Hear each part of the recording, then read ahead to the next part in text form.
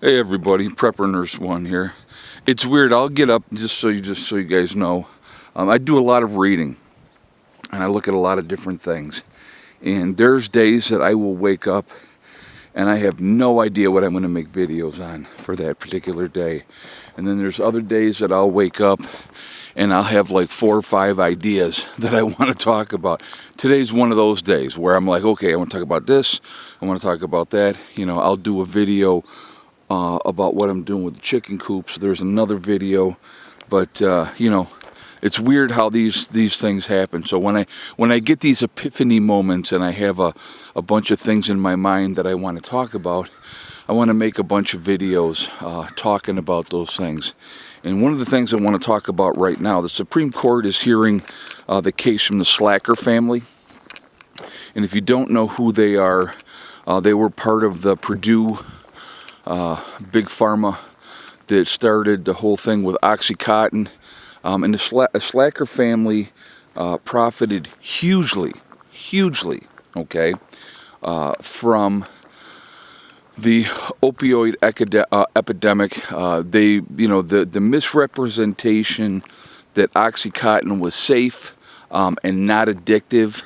And it ended up turning into what it turned into, and everybody knows what it turned into. And I think a lot of people have been affected because of this crisis, affecting their families, their loved ones, people they care about. People have died, overdoses. They're saying like 500,000 people have died from overdoses, but it doesn't talk about the number of people that their families were destroyed.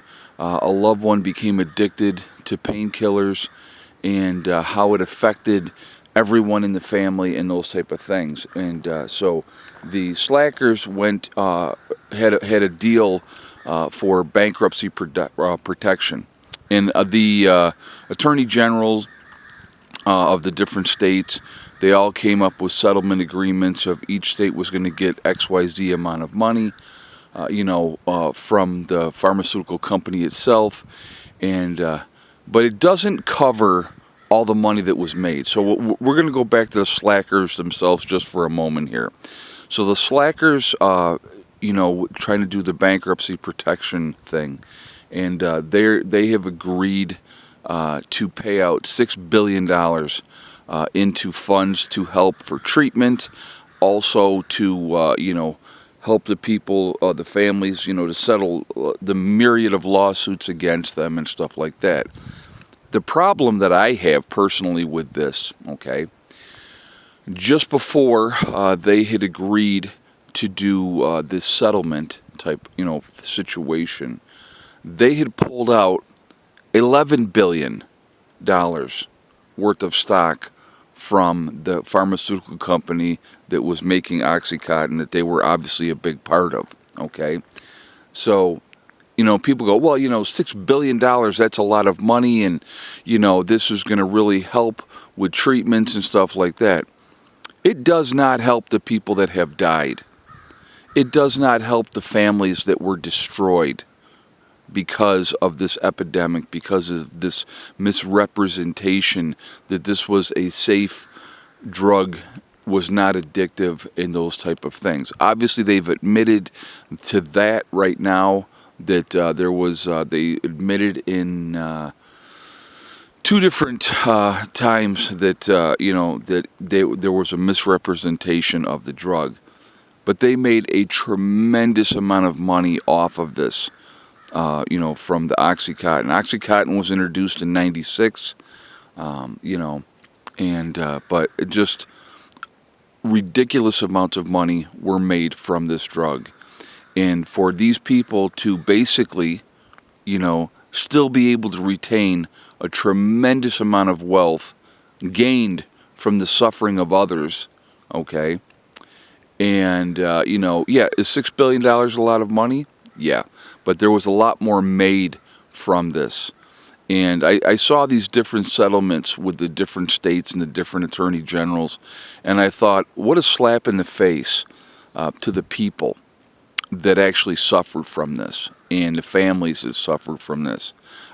I know firsthand, okay, because And I've talked about this briefly before, that that's what destroyed my marriage, because my ex, with that addiction to those pain pills and stuff like that. And it wasn't necessarily oxy, it was just pain pills in general, okay?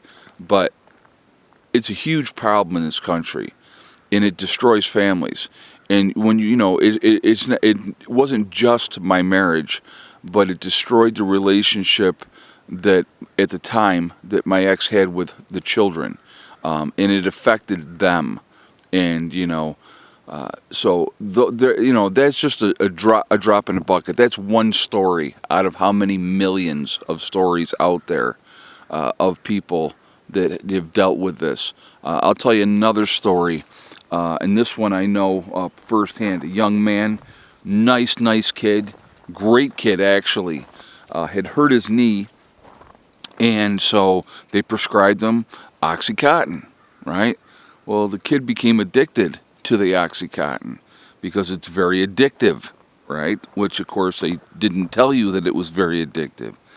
And then, of course, when that was cut off, he wasn't able to get that drug anymore.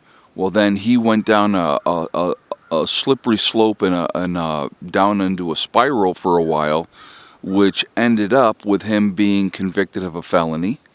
Spent a little bit of time in jail. And we're not talking about some hardened, hardcore criminal. We're talking about somebody that was, through, realistically, no fault of his own, being prescribed something that was supposed to help him, but ended up turning him, into a person that was craving that, that high and stuff like that. And I'm not saying there's not personal responsibility in there as well, okay? I'm not saying that. But I am saying that, there is, there's definitely issues with that. Also, what ended up happening was with him, going to jail was a wake-up call for him. And he got himself clean. And that young man right now, I'm going to tell you what that young man is doing right now. He went back to school, and he became a lawyer. And, I'm really proud of him because I watched him grow up, really nice young man. I always thought very, very highly of him. I still do. But he's doing fantastic in his life now, which is just, I think, is awesome. But, again, sometimes circumstances happen that you don't expect. And in this situation, that's exactly what it was. But, no, do I feel like the Slacker family is paying enough? Absolutely not. So like I said, and they're just with the other thing with that, if the Supreme Court says yes, the $6 billion is enough for them to pay, that gives them immunity also from lawsuits from individuals suing them directly. So they're going to be protected from that, and I don't think that is acceptable. I'm giving you my opinion, okay? I think that if they pulled out $11 billion worth of that, stock before that whole thing happened, well, guess what? And then what they should be paying into that fund, if you will, in helping addiction and the families of those affected, I think that they should be paying a whole $11 billion. They shouldn't profit one penny from that. And I'm sure they've, lived quite a nice lifestyle between 96 and now because of that situation. So, very, very disheartening to see that, of course, the rich are going to be protected once again. That happens, unfortunately. But I'd love to hear your guys' thoughts. Do you think them paying out $6 billion is enough, or should they pay more? That's one of the questions that I have for you. And should they be immune from lawsuits if they give the $6 billion? And again, remember, just before they agreed to pay this $6 billion, they pulled out $11 billion in stock. Okay, so they were going to be still sitting on a pretty penny after this. So, do you think that that's right? Just want to hear your thoughts, folks. I want to hear what you have to say, and we'll kind of go from there. All right. So anyway, I am going to jump off of here for now. I don't know where she just ran off to. I saw her a moment ago. But remember, we truly are all in this together. We are one race called the human race. As soon as we can figure that one out, we truly will be in much, much better shape. Also remember to hug and kiss the ones that you love. Tell them every single day. Tomorrow is not guaranteed. We never know what's going to happen in life. So it's really important that we tell the people that we care about every day how we feel. Last but not least, STD. Step, thing, and day. One step at a time, one thing at a time, and one day at a time. Whatever you're trying to accomplish, whatever you're trying to do, if you follow that mantra, you can accomplish anything that you set your mind to. Set realistic goals, and then set about to making them happen. That's what it comes down to at the end of the day. Stay away from negativity, stay away from negative people telling you what you cannot accomplish, because you can accomplish anything that you set your mind to. Have a great day, everyone, and I will talk to you all later. Prepper Nurse 1, out for now.